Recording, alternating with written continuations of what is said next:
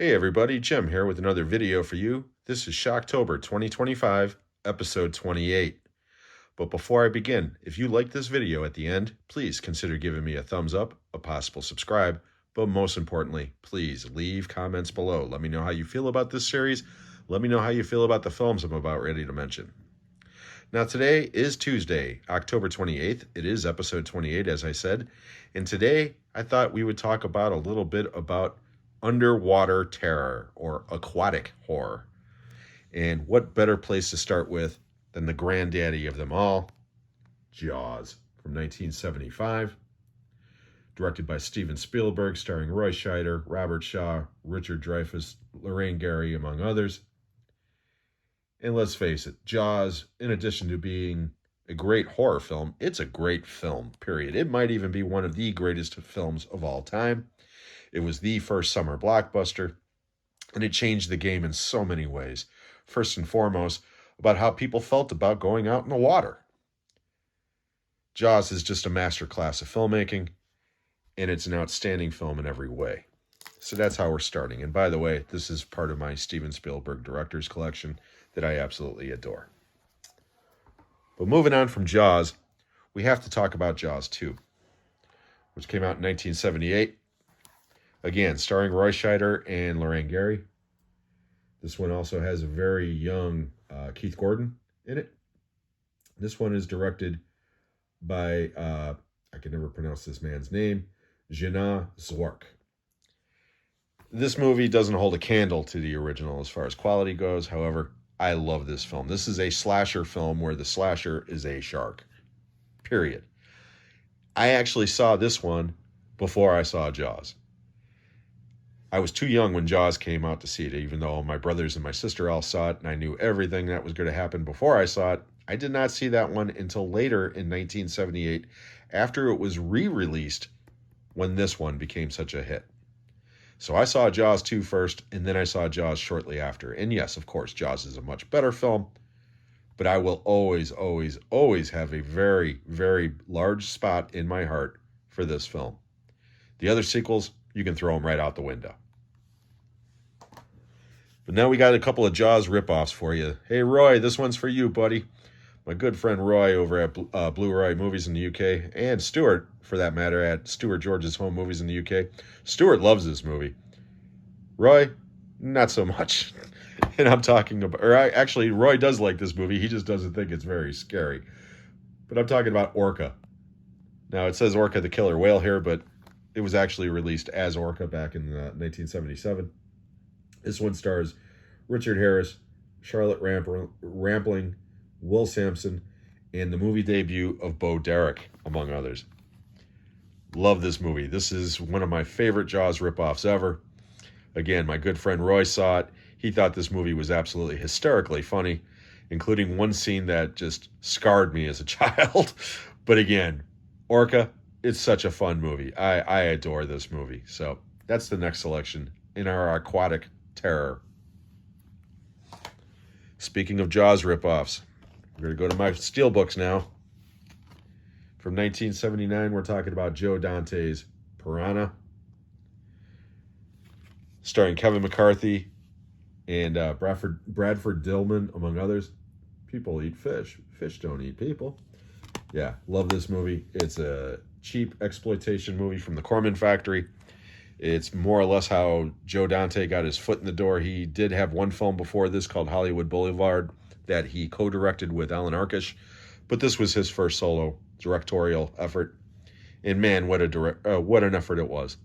This, of course, launched him into do The Howling the year after, and that caught Steven Spielberg's attention, which led him to get into Twilight Zone, the movie, and, of course, Gremlins. But Piranha, again, it's a Jaws ripoff, but it's a lot of fun. This one ain't a Jaws ripoff, but this one's great. And again, this is another steelbook. Now, this one I know Stuart loves. And this one's Humanoids from the Deep. Again, from the Corman Factory. This one stars Doug McClure and Vic Morrow. And, man, this movie is rapey. It's really rapey. We think we know where these things come from, but we have no idea how many there are.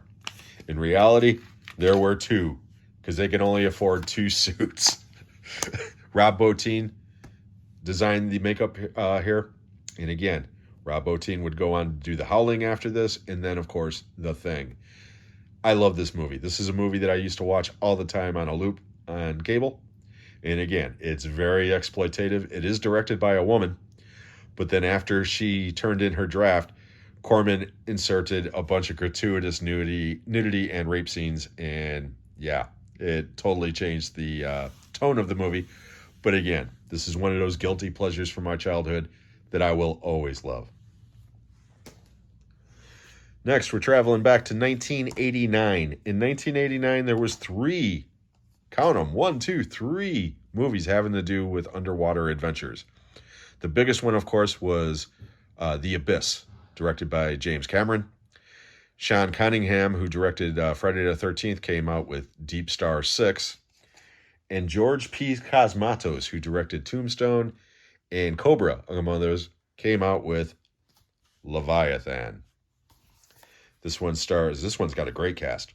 Richard Crenna, Peter Weller, Amanda Pays, Ernie Hudson, Daniel Stern, Lisa Elbiker, Hector Elizondo, Meg Foster with her creepy blue eyes. Yeah. I loved this movie back in the day. And then I got this Blu-ray and I watched it. And quite honestly, I'm underwhelmed by this movie now. I still like it, okay? I don't love it. I really don't. It kind of falls apart, and yeah, it's kind of cheesy as well. But again, you could do a lot worse, Deep Star 6, than Leviathan. We're going to end it with this one. This one is from 1998. It is directed by Steven Sommers, and I'm talking about Deep Rising. And again, you want to talk about killer casts. In this one, we're talking about Treat Williams, Famke Jensen, Anthony Heald, Kevin J. O'Connor, Wes Studi, Jason Fleming, Digimon Hamansu, Cliff Curtis, and the names just keep coming and going. This movie is a blast, man. I've been trying to get my good friends Sean and Kenny to watch this movie for over a year now. Eventually, I'm going to wear them down and have them watch this. I'm telling you, you want to talk about fun horror movies. Deep Rising is right at the top of the list. This is more of an action movie than a horror movie, actually. But my God, is it fun. And a lot of it has to do with that cast. Treat Williams is having a blast. Famke Jensen is having a blast. Kevin J. O'Connor steals the damn movie like he does every damn movie. Wes Studi, rest in peace, who just passed away, is fantastic in this movie. Everybody brings their A game for this B movie, because it is. It is a B movie with an A budget. But my God, it is so entertaining. Out of all the films that I'm recommending today, this is the one I'm recommending the most. I'm not saying that it's better than Jaws, or even Jaws 2 for that matter, okay? I'm saying this movie is entertaining as hell. And if you have not seen it yet, do yourself a favor and track down Deep Rising immediately. You will not be disappointed. And that's how we're going to end this episode of Shocktober 2025. I hope you enjoyed this. If you did, please consider giving me a thumbs up, a possible subscribe, but most importantly, leave comments below. I always appreciate hearing from you. I love the feedback, whether it's positive, negative, or neutral. We only have 3 more episodes to go, and I'm going to do something special for the last one on Friday. So make sure you stay tuned for that. I hope everybody's having a great day. We'll catch you on the next one.